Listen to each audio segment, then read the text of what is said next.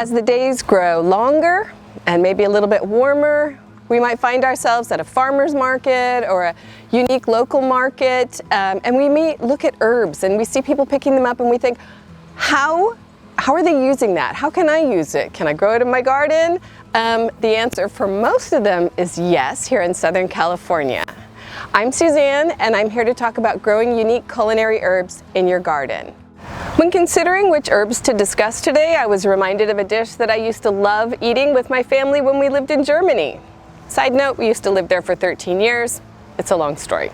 So, in Frankfurt, there is a very specific dish that people serve in springtime, and it uses 7 herbs. And you can buy these herb packets in the markets, and it's really, really cool. Each family has their own way of making this sauce, but usually, and almost always, the 7 herbs are very specific. So this sauce is called green sauce, or in German, grüne Soße. It is such a specialty. Everybody really enjoys it in springtime. You serve it over potatoes or hard-boiled eggs, and it's really simple to make, and it pretty much just tastes like spring when you're eating it. It's just like one of those things you do to let yourself know that the seasons are moving along. So there are 7 herbs in this green sauce, and 5 of them are kind of unusual. 2 of them are quite ordinary for us, but they really make the taste good. We're going to be talking about Chervil, Borage, curly or garden cress, sorrel, salad burnet, and then the 2 additional ingredients are parsley and chives. I think most of us are familiar with those. Another thing I'd like to mention is that although we have a lot of these herbs here at Rogers Gardens, we don't have all of them, and so you can always go online or come into Rogers Gardens and find seeds for all of the herbs that I'm going to be talking about today. So the first herb I'm going to be talking about is Chervil. Chervil is kind of an anisey, super fresh tasting herb. It is traditionally used in the classic French Béarnaise sauce. It's also used in their fine herb mixture along with tarragon and chives and parsley.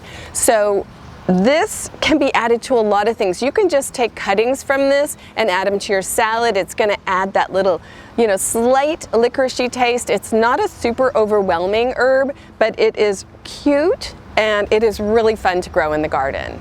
Next up is borage. It has a light cucumber taste, but it also has an omega-6 fatty acid in it that gives it kind of like a little earthy flavor as well. There is a traditional borage soup. We're going to use the younger leaves for this recipe that I'm talking about in a minute.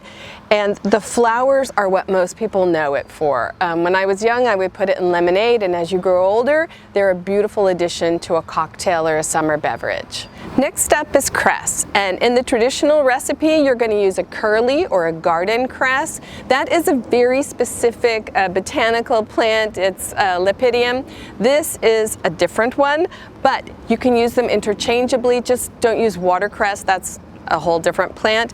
They're kind of a peppery herb, and they have a very distinctive leaf like this, a large leaf at the end, and then doubles of leaves right across the stem from each other. It's really easy to grow, and it is super high in nutrition. It's a really like a historic herb.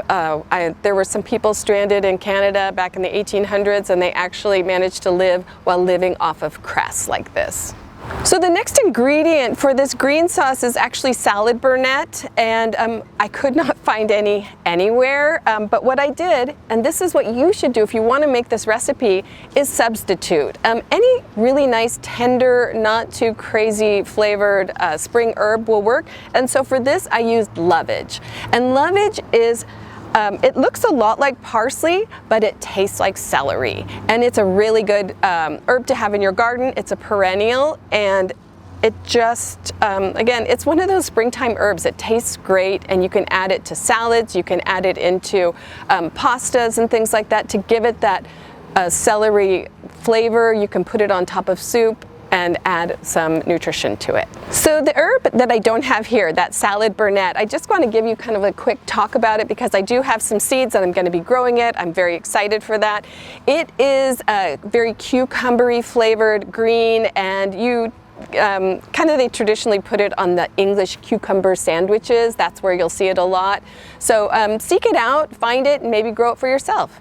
So for the last of the unique herbs I saved for my favorite, this is sorrel. It is a beautiful spring herb. It is a perennial. You can grow it in your garden and just keep chopping it back. It'll keep sending out tender, beautiful young leaves that you can add into your salads or your soups. You can make even a pesto kind of sauce with this.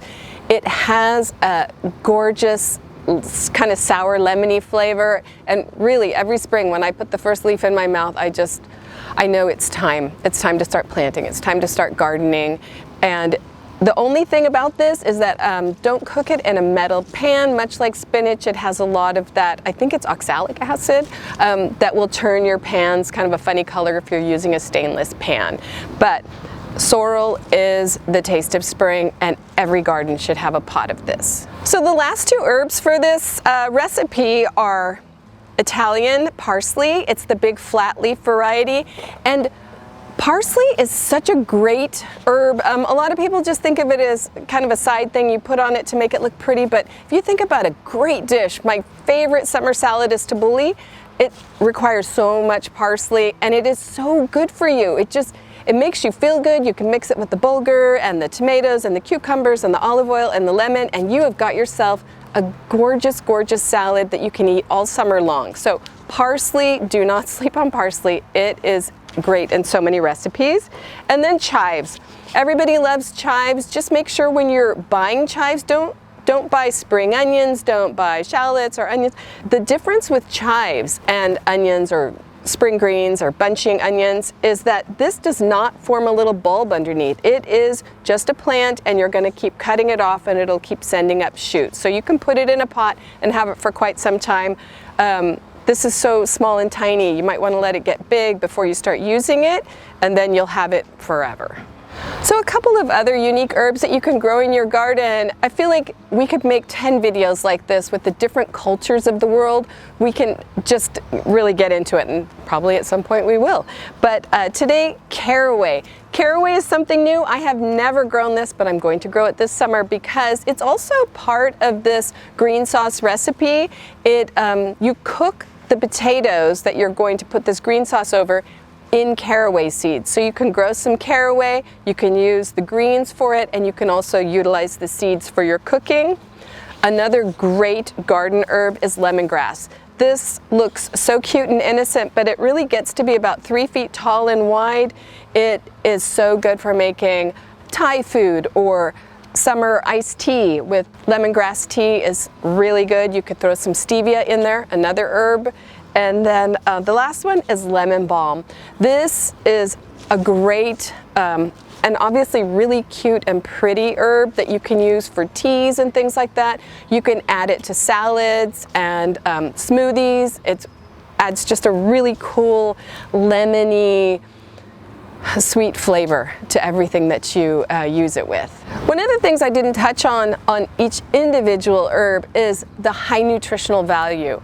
When you grow your own herbs, I couldn't even talk about each one. It would take too long, but look up the vitamin C, the vitamin A, the vitamin K that is in fresh herbs, and it is a great addition. It makes you feel better. It helps your body to assimilate different things. Some of the herbs can help with inflammatory issues, tummy issues, headache, hydration, everything. It's not just to flavor your food, it's also to flavor your life, to make you feel better.